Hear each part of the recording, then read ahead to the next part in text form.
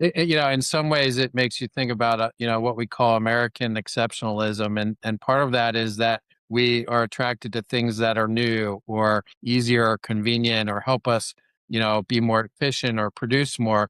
But that exceptionalism comes at a cost where we don't retain, the habits of our parents and grandparents. And like you said, Judy, we're not living with them. We're not, our kids aren't being influenced by our parents. Or they're separating the microbiome Yeah.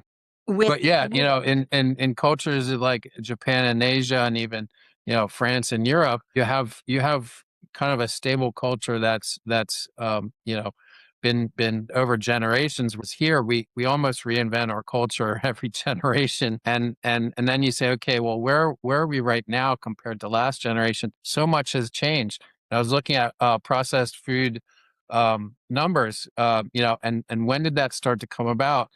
And you look at it, the Pepsis and the Nestle's and all these folks, well, they were kind of nothing until the 90s.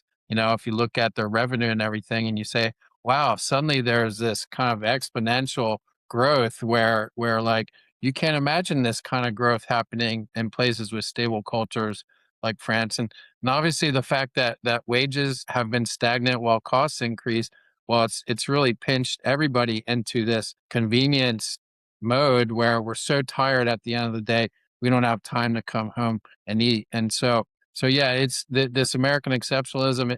It works in our favor, but on the other hand, it's starting to not. In planetary health language, and this isn't necessarily specific to planetary health, but we use this phrase a lot, the extinction of experience or the extinction of a skill based on the intergenerational non-transfer, the transfers that are not going on intergenerationally. So I was fortunate with a Dutch mother. She taught me how to cook some things that gave me a decent enough foundation, I could say, to be able to acquire some more skills on my own.